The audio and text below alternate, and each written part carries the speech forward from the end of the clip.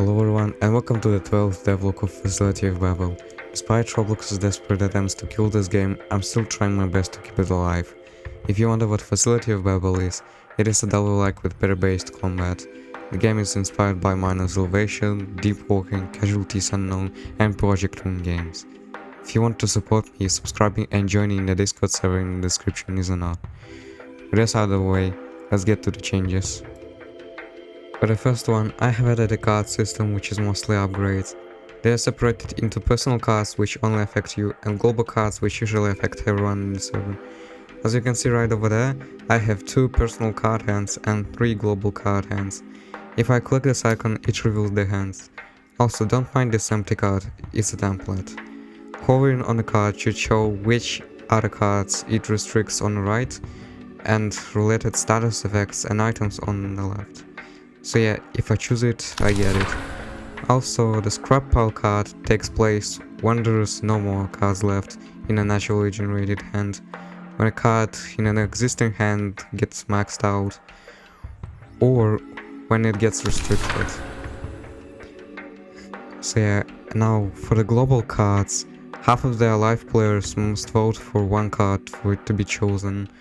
Since I'm not an annoying person and I don't wanna bother anyone, I have made it so the game thinks there is currently 3 people alive. And as you can see, it doesn't select immediately, but it gets picked when there's enough votes. So you should hope your teammates don't suck and pick the right thing. So now, let's say your head hurts.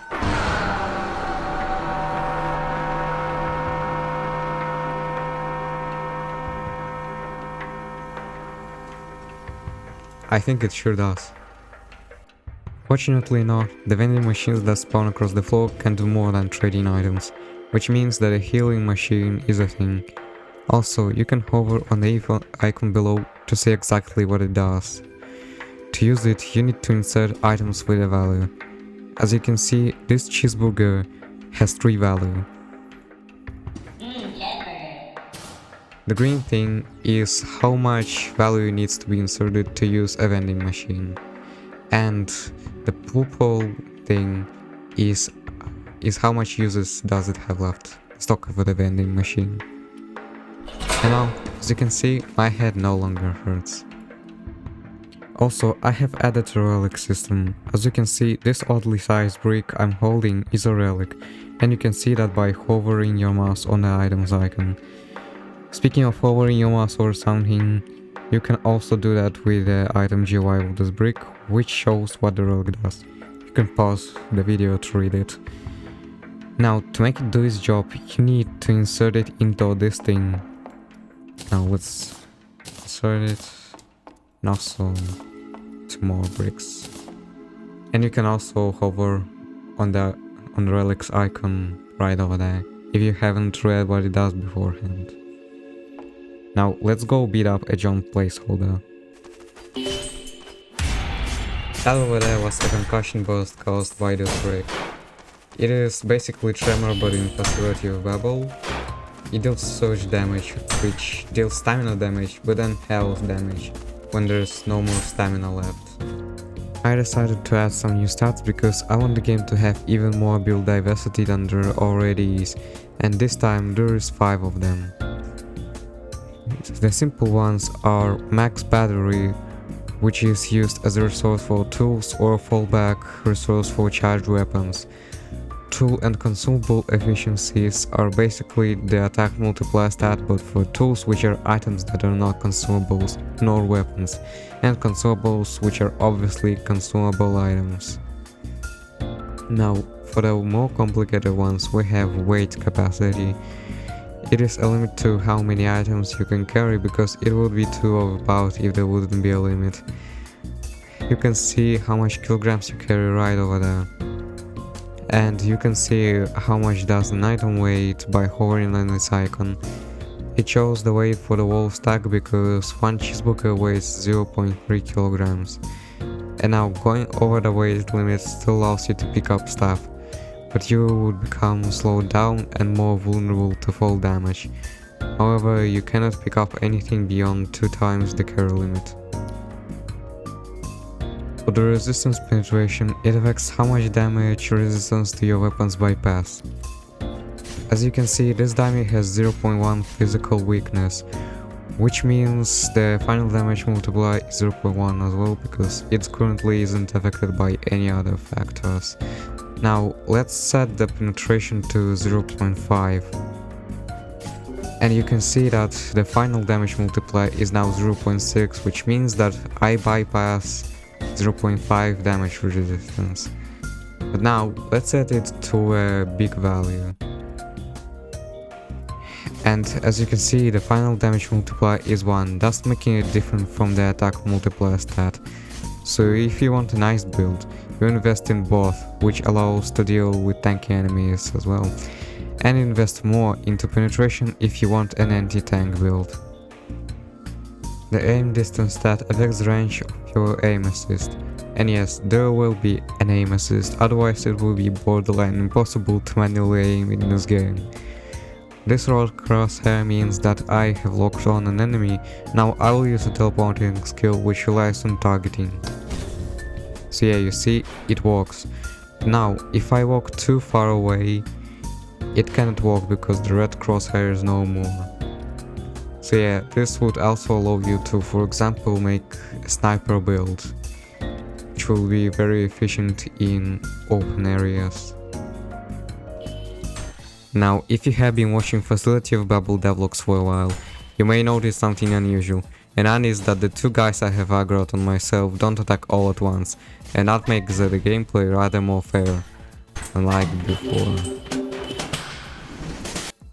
A new weapon I have added for the alpha release and public testing is a wolf dagger. It is a 2-star weapon, meaning its kit will be more complicated than familiar sword with only 1 star, and the damage potential is rather bigger. The M1s deal 4 to 7 physical damage.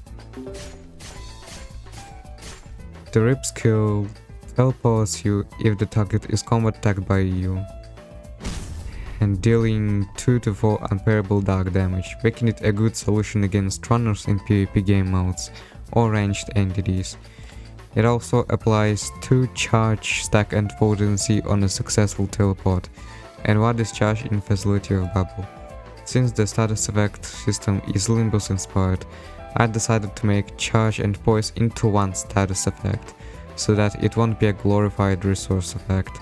It will still be used as a resource, but it also has potency multiplied by 3 chance to deal additional damage of the same type equal to potency, with 0.2 penetration if you hit someone.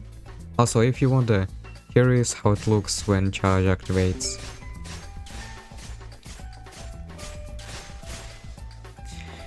And now, the cleave skill deals 6 to 9 physical damage, gaining 2 charge stack on hit, and then 9 to 12 dark damage that ragdolls and knockbacks the hit enemies, and gain 2 charge potency on hit.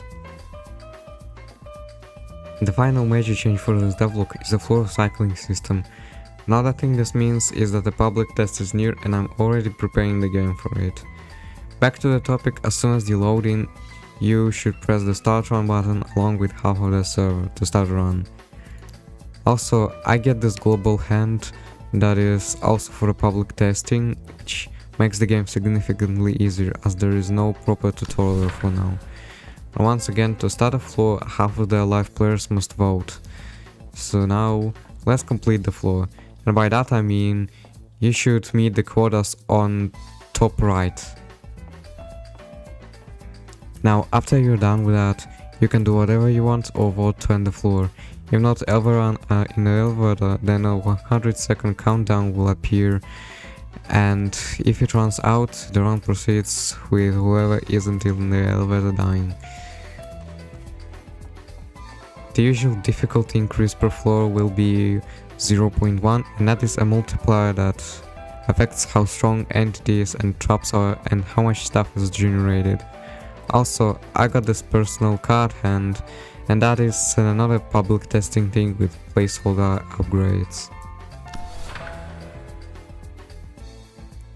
And that is it for this devlog aside from smaller changes and bug fixing.